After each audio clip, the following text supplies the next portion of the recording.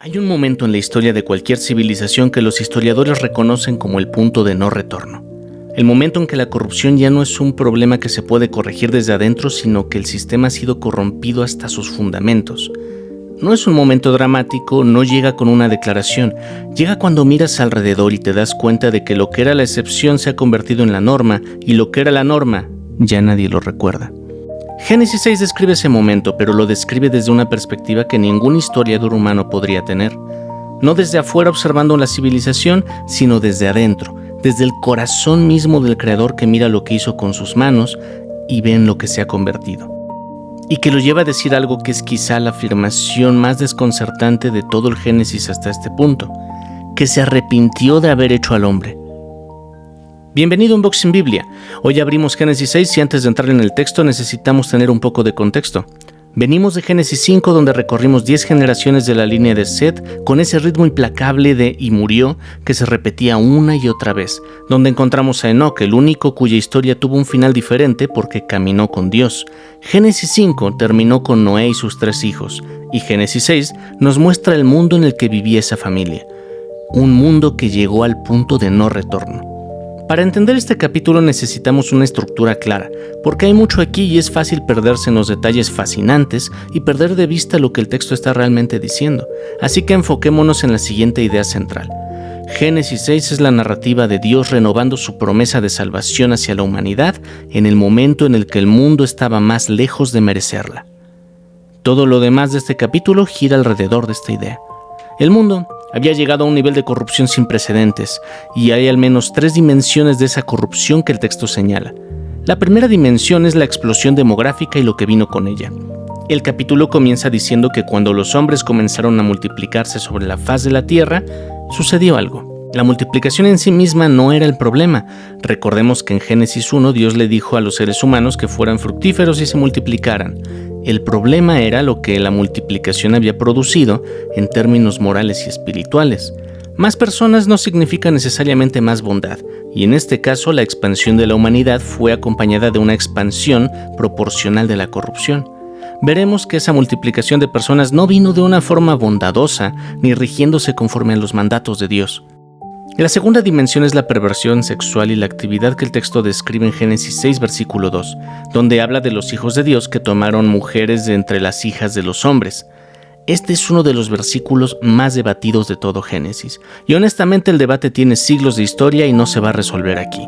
Hay quienes interpretan que los hijos de Dios son ángeles caídos, seres sobrenaturales que se mezclaron con la humanidad produciendo una corrupción de orden sobrenatural. Hay quienes lo interpretan como descendientes de Set que se han mezclado con descendientes de Caín, abandonando la separación entre las dos líneas, y hay otras interpretaciones intermedias. Lo que sí está claro en el texto, independientemente de cómo se interpreten los actores, es que había una transgresión de los límites diseñados por Dios, una mezcla que no debía suceder. Lo que el texto hace con los gigantes de antaño, Nefilim o seres poderosos que aparecen mencionados en ese contexto, es igualmente debatido. El texto los menciona casi de pasada como si fueran parte del paisaje de ese mundo corrupto más que el punto central de la narrativa. Y creo que es importante no quedarnos tan absortos en el asunto de los hijos de Dios que perdamos el hilo de lo que el capítulo realmente está diciendo. Son parte de la narrativa de la corrupción del mundo, no su causa. La tercera dimensión de la corrupción es la más devastadora y la más personal. El versículo 5 dice que Jehová vio que la maldad de los hombres era mucha sobre la tierra y que todo designio de los pensamientos de su corazón era de continuo solamente el mal. No ocasionalmente, no mayormente, sino de continuo, y todo designio y solo el mal. Esta es la descripción más oscura del corazón humano que encontramos en Génesis y está en el centro del diagnóstico que lleva al diluvio. A esto se añade lo que el versículo 11 describe, que la tierra estaba corrompida y llena de violencia. La corrupción había pasado del corazón a la conducta y de la conducta al tejido entero de la sociedad.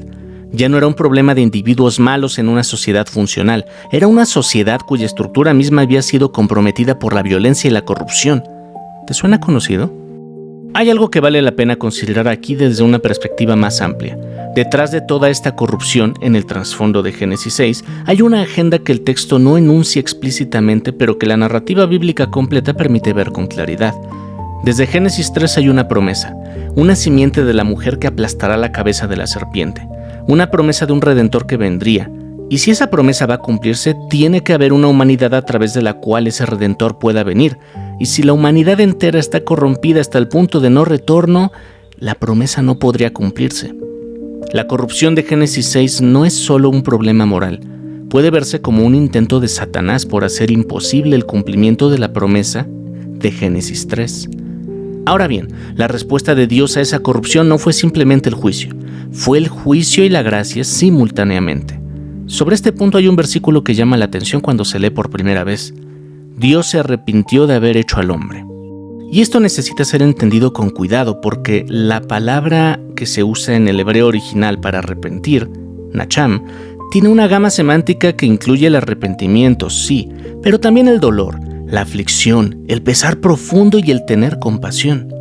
No es la descripción de un Dios que cometió un error que no anticipó. La Biblia, en otros lugares, dice con claridad que Dios no es hombre para que mienta, ni hijo de hombre para que se arrepienta. La naturaleza de Dios no cambia. Su conocimiento no tiene lagunas. Lo que el texto está describiendo no es una sorpresa para Dios, es el dolor de Dios. Es el dolor de alguien que hizo algo con amor y con propósito, que intervino en esa creación, que la diseñó para reflejar su imagen y vivir en relación con Él, y que ahora ve lo que esa creación ha hecho con su libertad. No es la frialdad de un juez que emite un veredicto, es el dolor de un padre que ve el desastre en el que su hijo ha convertido su vida. Dios ya sabía que esto iba a suceder. Lo sabía antes de que existiera la primera persona y aún así lo hizo. Y aún así duele. Y Dios decide enviar un diluvio. Dios decide reiniciar, borrar y volver a comenzar. Y aquí es importante decir algo sobre el carácter del juicio divino que a veces se malentiende. El diluvio no es la reacción de un Dios enojado que ha perdido el control, es la decisión soberana de un Dios que tiene una promesa que cumplir y que no va a permitir que la corrupción de la humanidad haga imposible el cumplimiento de su promesa. El juicio y la gracia son simultáneos en Génesis 6, porque el mismo acto de juzgar la corrupción es el acto que preserva la posibilidad de la redención. Y esto nos lleva a Noé. El texto dice que Noé halló gracia ante los ojos de Dios, y esa frase merece toda la atención que podamos darle, porque está colocada aquí con una intención que define lo que va a seguir. Noé no forjó la gracia, no la creó, ni siquiera la mereció. No se describe que su familia fuera especialmente santa o que tuviera algún mérito particular para ser elegida. El texto simplemente dice que encontró gracia, y la gracia, por definición, es algo que no se puede merecer. Si se puede merecer no es gracia, es pago.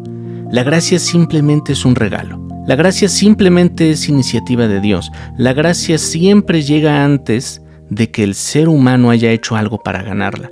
Porque si el ser humano pudiera ganarla, no necesitaría de Dios para que se la diera. Noé fue elegido por gracia. Su familia fue incluida por gracia. No porque fueran los mejores, sino porque Dios, en su amor inagotable por la humanidad y por su fidelidad a la promesa que había hecho, eligió a través de quién iba a continuar su historia. Y eso nos da esperanza. No se trata de ser el más santo, el más religioso, el que menos falla. Nunca se trató del ser humano, siempre se trató de Dios. Siempre se trata de Dios.